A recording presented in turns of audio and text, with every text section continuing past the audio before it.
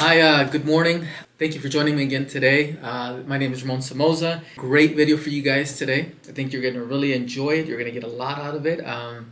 It's taken me years to make the decision to record this video. It was one of those videos that I've been thinking about for years, but seriously kind of planning towards actually getting it done for about a year and a half. And I decided to go ahead and just do it. So here it is. I think it's going to be great. You're going to get a lot out of it. So the reason that it's taking me so long, right, to record this video is because this video has to do with kind of an inflection point, if you will, in my life, right? And it was a major event. And I'm hoping that through sharing this with you that you'll learn a lot, that you'll be able to understand people that are in situations similar to mine, right, a little bit better, that you'll be, if you have a loved one or a friend or something, that has gone through something similar, that you'll be able to understand them a little bit better. And so what it is this, in a nutshell, it's at the age of 29, I was incarcerated, and it was an interesting situation.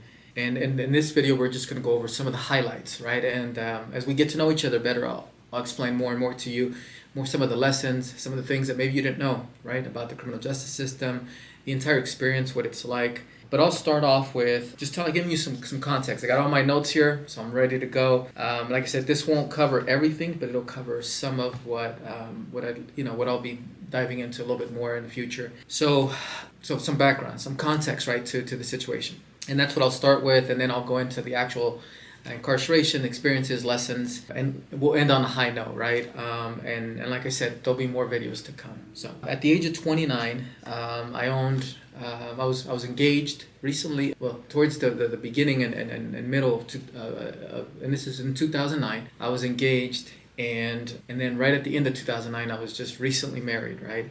And I owned a bunch of real estate. I owned a duplex. I owned a couple of commercial buildings and had several businesses, right? And things were going well. I was growing everything. The life of an entrepreneur, right? There's ups and downs. You struggle. Some weeks are better. Some months are better. And the overall, though, this is for context, right? I didn't realize it until many years later. But at the time, at the age of 29, I had already amassed a pretty decent low net worth. My net worth was over $1 million. I had only been at it for a few years because I had moved to Utah in 2005 from Los Angeles, California, where I grew up.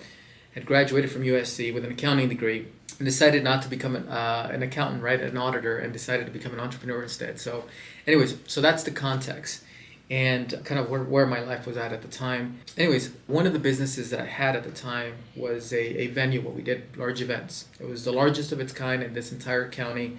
And, the events, attracted, thousands and thousands of people on a weekend, right? On the weekends, Friday and Saturday. And even on a slow weekend, during the peak 8 months, right? You'd still be looking at a couple thousand people, right? Coming in and out. Reservations were made a year in advance, right? To be able to use the venue on a Saturday. It was that type of business. I owned it 100%. Eventually started with a partner, and I initially started with a partner. Eventually owned it on my own. Anyways, one of the types of events that we did, right? One of the events that we catered to were these private parties. And these were large private parties. People, invited all their friends and family members, and it was a large venue, so you could easily accommodate that many people. And because I, did not want to spend Saturday nights and Friday nights at the venue, right, babysitting the venue, I hired a security company. And I thought the owner of the security company, right, and this will become important later, was a police officer. Later, come to find out, he actually was he was a security guard, but I had only met him once in person. It was late at night, and he had his uniform on and the car with the emblem and all that, and I thought, incorrectly assumed that he was a police officer, but he was a security guard at the airport here in Salt Lake. Anyways, I hired his company, sent a couple security guards, and he sent a couple guys. Eventually, one of his guys became like my right-hand guy, right? I trusted him, and he ran everything at the business. Come to find out much later on, right? Months later, if we fast forward this, months later, because some of these details we'll go into later in other videos, but come to find out that the gentleman that was working there, right, was not who I thought it was. He was not who I thought he was. And when I went to fire him, right, and we'll get into some of the other details later for why I decided to fire him, but when I went to fire him, I didn't do it in the best way. And I made a lot of mistakes, right? So that's something that I should point out. So even though my conviction ultimately was a wrongful conviction that I got overturned, I made a lot of bad decisions, and I a heavy price for it. But I recognize that, and I've taken full accountability for that, right? Made some bad decisions. And one of them was the way I went about firing this guy, right? So instead of going about it in a real kind of amicable way, I had gotten some bad news about something he had done that was in addition to everything that I had recently discovered about him, right? And I fired him in a way that upset him. And that was the wrong person to upset. So I made that mistake. Another mistake that I made, right, we're talking about lessons, and I think those are important to share, right, is at the age of 29, and this is something that, I wish more people would make videos to really help other people, especially younger people, right, kind of get better at this, develop these skills of listening to your intuition, right, being more intuitive, like being able to read people, and not just their intentions in that moment, but being able to read them as people, right, read their character, to be able to kind of to not look over some of the yellow flags, right, like there's yellow flags or red flags, right, that you'll see in people. And I wasn't good at that at all. I can look back and I can think of, there were people, right, that I trusted, that I knew, family that told me that they thought that this gentleman here, there was a bad idea to have him there at the venue as my lead security guard, but I didn't listen. I was too trusting. Anyways, I made the mistake of not listening to them. And when I ended up firing him, right, once again, get back to the story, so I fired him. That was not good enough for him, and he kept coming around and threatening me, threatening my family. And when he finally decided that he was going to take matters into his own hands, what he didn't know was that I had a concealed carry permit. I had a legally registered gun, concealed carry permit, used it on a regular basis, carried it with me, but no one knew about it, right? That's why it's a concealed carry, right? You don't go and tell everybody about it. And when he decided to take matters into his own hands and decided that he was going to go ahead and attack me, and there was two threats, right, at the time when he decided to do that. One of them being the actual weapon he used, and the other one being the gun that he always carried as a security guard, as my lead security guard at the venue. The short of it is, I ended up shooting him, and he ended up, unfortunately, right, regrettably, he lost his life. He lost his life in the process. And because of a number of bad decisions that I made after the fact, I actually looked like I was guilty. It didn't look like a self-defense case, but appearances are deceiving, right? As we all know, right? Those of you that have come to that realization. And so I made a number of bad decisions that made me look guilty. So I was charged, was convicted, and I was convicted of, right, the worst thing you could be convicted of, which is first-degree murder, and along with a couple other charges. And so either one of two things: either I was never going to ever get out, or I was going to be in my 60s or 70s before I ever did get out, right? And then that's kind of the beginning of the story, right? And then I go and knew nothing about the law, knew nothing about the criminal justice system, had not ever been in trouble to any, I think I had maybe one misdemeanor, if that, for driving too fast. But other than that, really, there was nothing there. Yeah, I went through a total of 11 attorneys. Started off with a private attorney. Businesses slowly collapsed, and as my businesses collapsed, well, we couldn't pay for the private attorney, and so I had to take on public defenders. I went through a total of 11 attorneys, and there was good reason for that, right? Including my trial attorneys and even post conviction. That's 11 total. I finally made the decision to represent myself. It was just too much, right? I was post conviction. I was looking at all the evidence that I had and wasn't being used to show that my attorneys at trial had been ineffective, right? And my attorneys at trial obviously did not use critical evidence, a lot of critical evidence. So anyways, long story short, I fought for like 6 months to get permission, right, to be able to represent myself. And once I did, I represented myself for 3.5 years. I would go to court. I had almost 30 hearings where I conducted myself pro se, 30 hearings. 13 of those were evidentiary hearings where I put my trial attorneys on the stand, I put detectives on the stand, experts on the stand, lay witnesses, everything, right? Had to learn the law, had to learn the rules of evidence, the rules of criminal procedure, had to read thousands of cases, right? Thousands of case law, a lot of case law.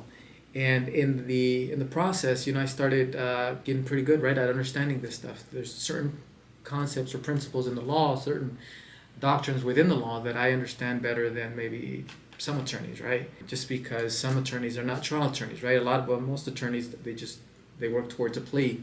And in my case, I really got into the weeds. I really got into the meat and potatoes of just shepherdizing cases and principles, right? Shepherdizing is where you get a principle of the law that you want to investigate, and then you just dig deep. You just look at every case that has been decided on that topic, on that specific issue in the state of Utah, and in some of the surrounding jurisdictions, and then maybe some of like the jurisdictions that kind of govern some of those states. So here in Utah, we're in the 10th Circuit. 10th Circuit has about 5 states that that they're over, and that law is binding on the states, right? Whatever they decide, any major stuff, it's binding on the states. But it gets more complicated than that. So I'd go to court, for this 3.5 years. I'd go to court every day, in shackles, completely chained up, with my little pin bag full of 60, 70 pounds of legal work. Maybe on a light day, it was 50 pounds of legal work, thousands and thousands of questions prepared ahead of time for every single witness. And then I'd go to court and I'd ask for about 10, 15 minutes, right? Because they wouldn't undo any of my chains.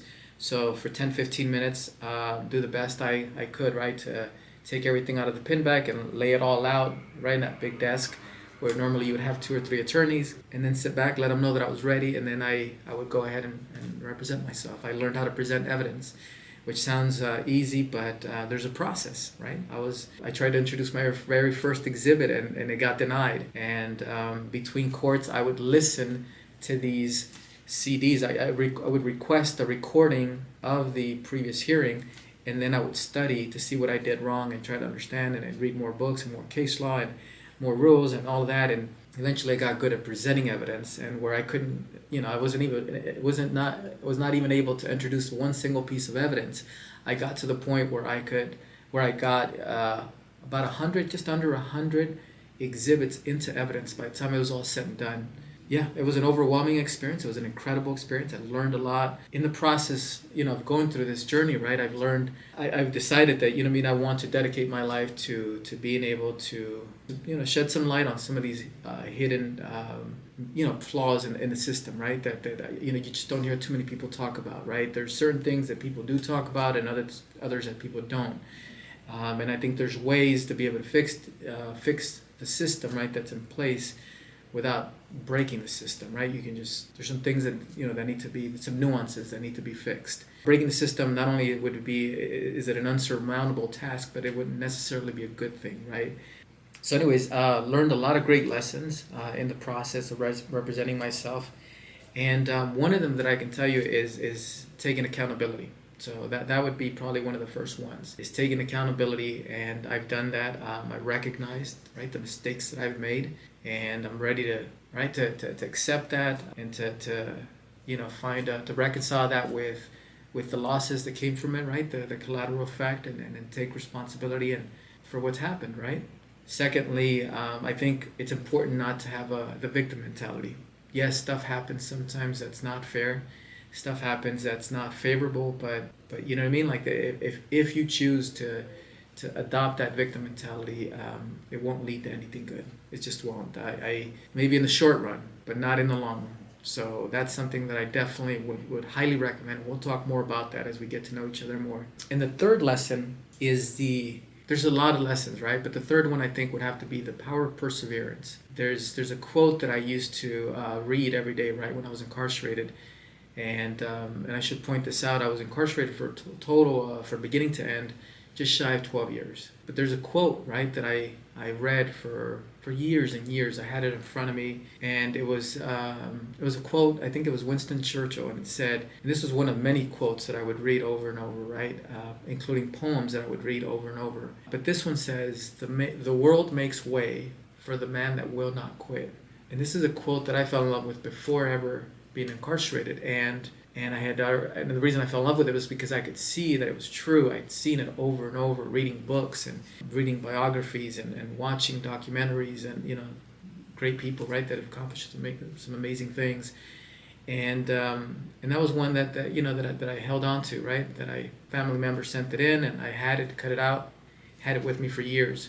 So that'd be the other one, the power of perseverance and not giving up, and knowing that if you just stick with it, it's going to be amazing. You'll accomplish whatever you set your mind to. You just cannot give up.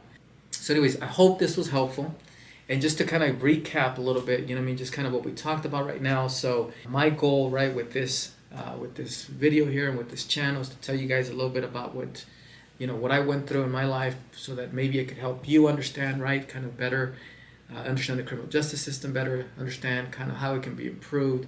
Maybe understand some of your loved ones, right, that have gone through situations that are similar, or neighbors or friends, or right, understand them maybe a little bit better through some of the insight that I'll share with you guys. And in the process also, maybe there's some life lessons that I can share with you that'll be applicable to you as well, right? So like the ones that I just mentioned, right at the end right here, which is taking accountability. Don't adopt that victim mentality. And then 3, power of perseverance, right? Just adopting that grit, being able to persevere through anything and everything.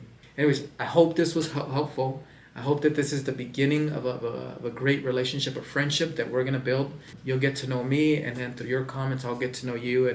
And I look forward to developing this relationship, and I look forward to sharing with you kind of some of the other lessons that I've learned, and hopefully they're useful to you and to other people that that have been through similar situations, or not similar situations, but where the principles and lessons are still applicable. It's been a pleasure, and I look forward to the next video. Thank you, and God bless.